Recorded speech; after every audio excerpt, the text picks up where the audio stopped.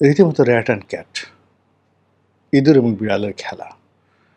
এটাকে যদি আপনি জনপ্রিয় কার্টুন টম অ্যান্ড জেরি, এই টম অ্যান্ড জেরির খেলার সঙ্গে তুলনা করেন, একজ্যাক্টলি ঠিক সেম খেলা খেলা হচ্ছে। দিল্লি নিঃসন্দেহে একটি অত্যন্ত অভিজ্ঞ, যাকে বলা হয় তার একটা পলিটিক্যাল অ্যান্ড ডিপ্লোম্যাটিক প্ল্যাটফর্ম আছে, এবং তাদের ওয়ার্ল্ড ওয়াইড, দুনিয়াব্যাপী তাদের সেই নেটওয়ার্ক রয়েছে। যে কোনো একটা ছোট বিষয়কে বিরাট করে তুলে ধরা, তারপর যে কোনো একটা বড় বিষয়কে একেবারে ছোট করে ফেলা, যে কোনো একটা বড় সমস্যা, সেটা গণতান্ত্রিক আন্দোলন হোক, সন্ত্রাস হোক, এনিথিং, রাষ্ট্র ইটসেলফ যদি মনে করে, ভারত রাষ্ট্র মনে করে যে এটি রাষ্ট্রের জন্য কল্যাণকর নয়, সেখানে রাষ্ট্রের মেশিনারিজগুলো অটোমেটিক্যালি সেখানে আদার দেন পলিটিক্যাল পার্টি ফাংশন করতে থাকে। যেমন ধরুন, তাদের জুডিশিয়ারি, তাদের মিলিটারি, তাদের সিভিল সার্ভিস, তাদের বিভিন্ন গোয়েন্দা সংস্থাগুলো, এই সংস্থাগুলো অটো ফাংশন করে দেশের ভিতরের এবং বাইরের অরাজকতা দূর করার জন্য, এবং এক্ষেত্রে বিশ্বাস করেন যে তাদের কোনো পলিটিক্যাল নেতৃত্বের কোনো রকম, যাকে বলা হয় এখানে অনুমোদন, প্রলোভন কিংবা কমেন্ট দরকার হয় না। বোঝার চেষ্টা করুন যে বাংলাদেশ এবং ভারতের যে সম্পর্কটি, এই সম্পর্কটি অনলি 10% সম্ভবত পলিটিক্যাল ডিজায়ার, আর বাকি 90%, সেই 90% হলো ভারত নামক যে রাষ্ট্রীয় কাঠামো, রাষ্ট্রসত্তা, সেই সত্তার অটো ফাংশনের মধ্যে পড়ে গেছে। যেমন ধরুন, আমাদের সাথে তাদের প্রায় 4500 কিলোমিটারের সীমান্ত রয়েছে। এই সীমান্তে তাদের যে সীমান্তরক্ষী বাহিনী যে কাজগুলো করবে, এটার একটা অটো সাজেশন আছে। সীমান্ত ঘিরে যে সীমান্তরক্ষী বাহিনীর বাইরে কতগুলো ক্যান্টনমেন্ট আছে। এরপরে সীমান্ত ঘেরা যে 7 সিস্টার, 7টি রাজ্য রয়েছে, সেই 7টি রাজ্যের যে রাষ্ট্রীয় কাঠামো, সেই রাষ্ট্রীয় কাঠামোর কতগুলো অটো ফাংশন আছে। এরপর ভারতের কেন্দ্রীয় কমান্ড, সেনাবাহিনীর কেন্দ্রীয় কমান্ড, ভারতের যে যারা বিদেশের মাটিতে ভারতের স্বার্থ সংরক্ষণ করে, গোয়েন্দা সংস্থা লাইক CIA আর লাইক MI6, ব্রিটেনের MI6 এর মতো। তো এই প্রতিষ্ঠানগুলো শেখ হাসিনাকে নিয়ে যে কাজকর্ম করছেন, আমি আগেই বললাম তার 90% রাষ্ট্র ইটসেলফ এখানে অনেক কিছু করছে, আর অনলি 10% এটি নরেন্দ্র মোদী, অমিত শাহ তাদের উপর নির্ভর করছে। এখন কোনো কারণে যদি বিজেপি ক্ষমতা থেকে চলে যায়, রাহুল গান্ধী আসে, তাহলে এই 10%-এর জায়গায় বড় জোর 11% হবে, বা বড় জোর 9% হবে।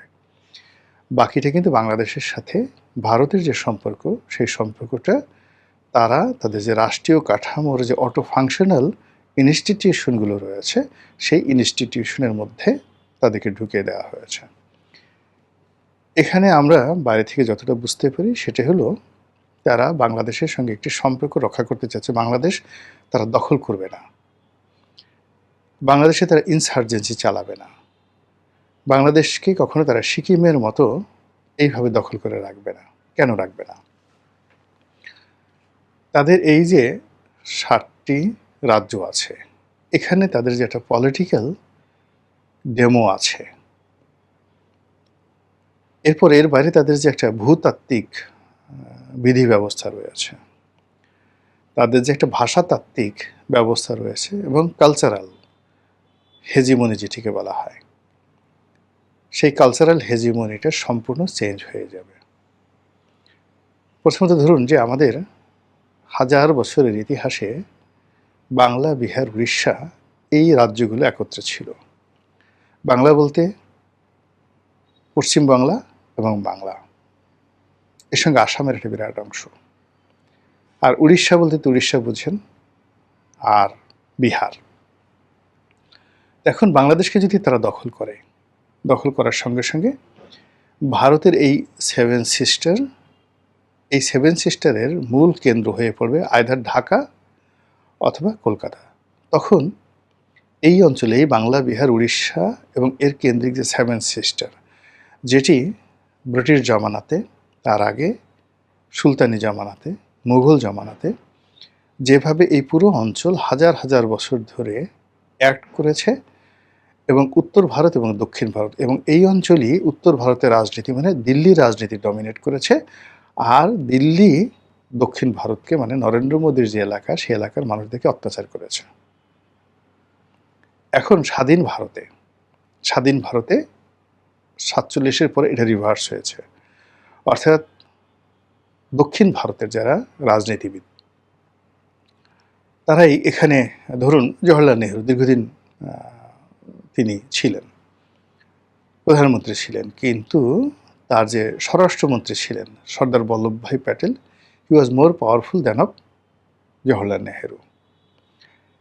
এরপরে জওহরলাল নেহরুর পরে যারাই ক্ষমতায় এসেছেন, ইন্দিরা গান্ধী দীর্ঘদিন চালিয়েছেন, কিন্তু প্রায় সব ক্ষেত্রেই দক্ষিণ ভারত মানে উত্তর ভারতের যে রাজ্যগুলো হাজার বছরের, তাদের সাথে দক্ষিণ ভারতের রাজ্যগুলো গুরুত্বপূর্ণ হয়ে উঠেছে, এবং সেখান থেকে এই নরেন্দ্র মোদী বালথ্যাকারে এদের তৈরি হয়েছে, এবং এখন এদের জয় জয়কার। কিন্তু যদি বাংলাদেশ দখল করে ফেলানো হয়, তাহলে এখানকার যে ভূতাত্ত্বিক অবস্থা, সেখানে দুই বাংলা একত্র হয়ে যাবে, আসাম একত্র হয়ে যাবে, বাংলা ভাষা হিন্দির সাথে পাওয়ারফুল হয়ে যাবে, এবং বাঙালি যে কালচার, এখানে যেভাবে রবীন্দ্রনাথ তৈরি হয়েছে, নজরুল তৈরি হয়েছে, বাংলা গানে হেমন্ত তৈরি হয়েছে, মান্না তৈরি হয়েছে, শচীন দেববর্মন তৈরি হয়েছে, মানে আর.ডি. বর্মন, এস.ডি. বর্মন তৈরি হয়েছে, এই রকমভাবে আপনি সেই দক্ষিণ ভারতে কুস্তিই পাবেন না। সেখানে তামিল সিনেমা মানে আপনি যদি দেখেন, আর সেই তুলনায় যদি আপনি মানে মুম্বাইয়ের যে সিনেমা স্টাইল, সেখানে যদি আপনি দেখেন, দেখবেন যে আপনি এলাহাবাদ মানে অমিতাভ বচ্চন থেকে অন্যান্য যারা যারা সুপারস্টার হয়েছেন, এরা সবাই উত্তর ভারতের অংশ। এই পুরো জিনিসটার ডেমোটা আবার সে আগের মতো চলে আসবে, ফলে কোনো অবস্থাতে তারা বাংলাদেশকে দখল করার মানে দখল করবে না। বাংলাদেশ যত প্রভোগ করুক না কেন, তো ভারত ভেঙে যাবে।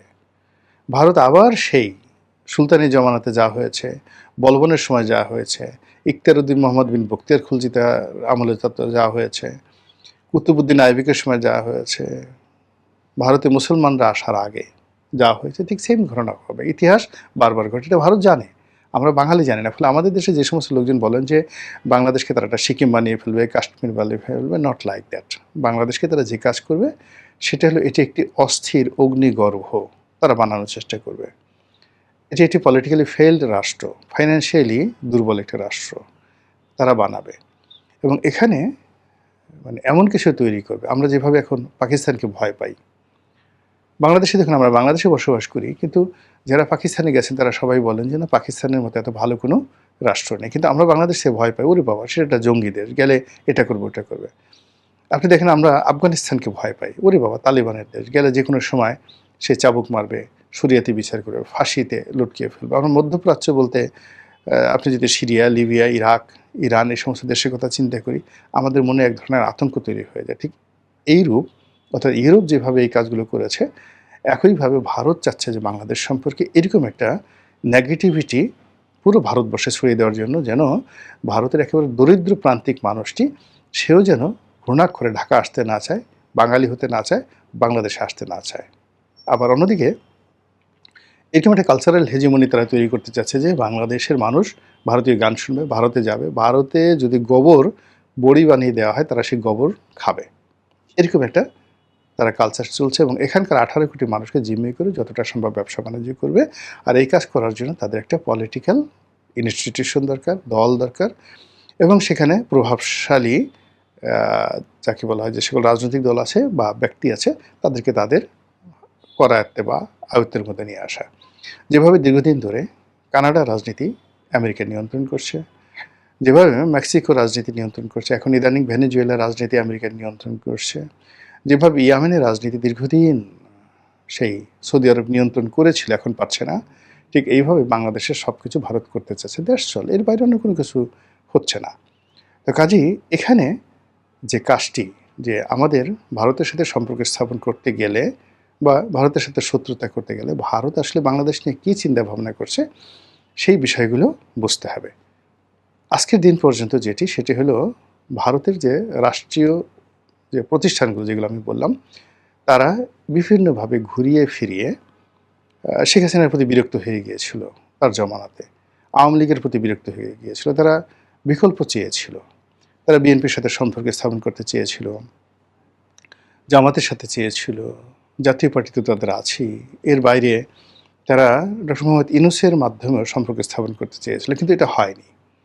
তারা দেখল যে এই সম্পর্কটার ক্ষেত্রে এত ঝুঁকি তৈরি হয়েছে তাদের জন্য যে বাংলাদেশের যে অভ্যন্তরীণ সমস্যাগুলো, এগুলো তাদের ভূমিতে চলে যাবে। ফলে তারা ঘুরে ফিরে দেখা যাচ্ছে যে আবার এই আওয়ামী লীগের ব্যাপারে তাদের যে মনোভাব, এটা সিমেন্টেড হয়ে গেছে। এবং এখনও পর্যন্ত শেখ হাসিনাকে নিয়ে তারা আসলে কী চিন্তা ভাবনা করছে আমরা এটা বুঝতে পারছি না। কিন্তু শেখ হাসিনাকে নিয়ে তারা যে র্যাট এবং ক্যাট খেলছে, এতে কোনো সন্দেহ নেই। তারা যখনই বাংলাদেশকে জিম্মি করতে চাচ্ছে, যখনই বাংলাদেশকে ভয় দেখাতে চাচ্ছে, যখনই বাংলাদেশকে বলতে চাচ্ছে যে ডোন্ট গো টু চায়না, এবং বাংলাদেশকে যখন বলতে চাচ্ছে যে ভারতের বাইরে যাবে না, ঠিক সেই সময়টাতে পোর্ট্রেট হিসেবে শেখ হাসিনাকে এই গত 2 বছর যাবৎ সামনে নিয়ে আসছে। কখনো তাকে গুপ্ত রাখা হয়েছে। তার কোনো ভিডিও ফুটেজ আমরা দেখতে পাচ্ছি না। কোনো সভা সমিতি, সেমিনারে, এমনকি তসলিমা নাসরিন সেখানে যেভাবে ঘোরাফেরা করছে, অতটুকু স্বাধীনতাও তার সেখানে নেই।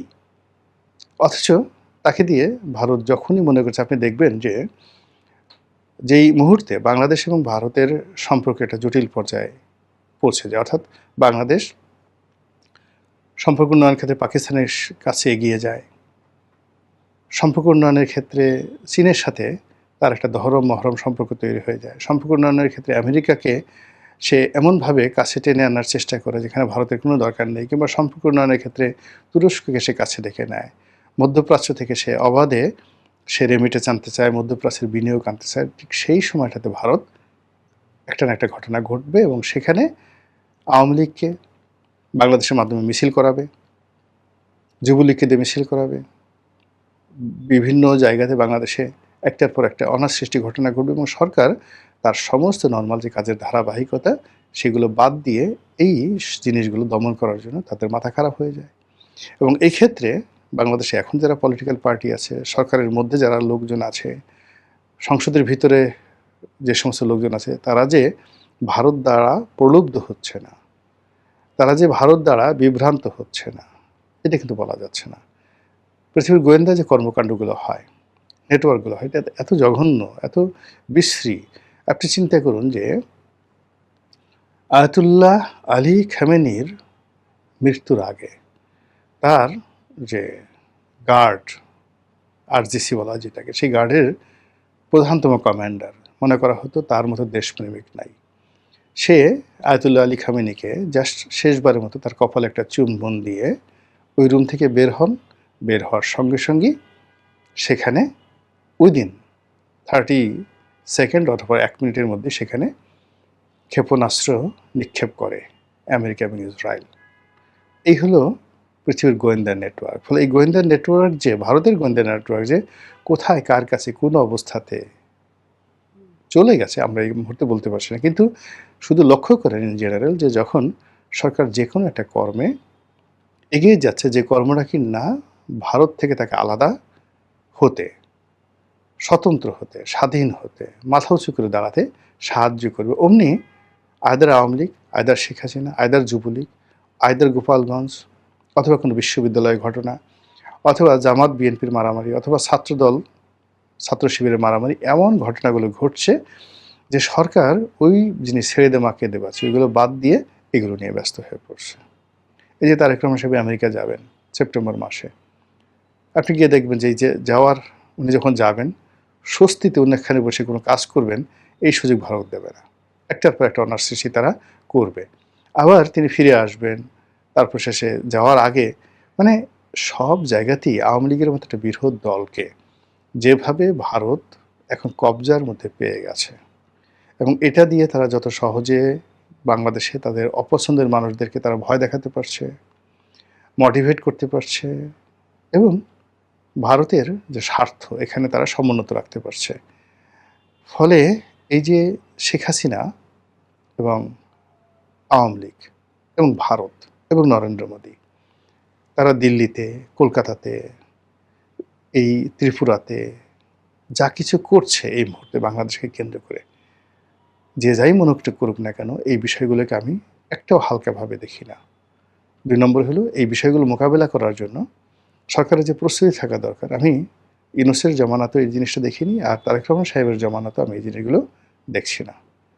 ফলে একটার পর একটা সমস্যা তৈরি হচ্ছে, রাষ্ট্রের বিধি ব্যবস্থাগুলো দুর্বল হয়ে যাচ্ছে, চেইন অফ কমান্ডগুলো ভেঙে যাচ্ছে, প্রতিটা মানুষ আত্মবিশ্বাস হারিয়ে ফেলছে, সবার মধ্যে গল্পগুজব দানা বাঁধছে, এবং প্রতিটা মানুষ স্বপ্নবিলাসী হয়ে আতঙ্কিত অনুভব করছে অথবা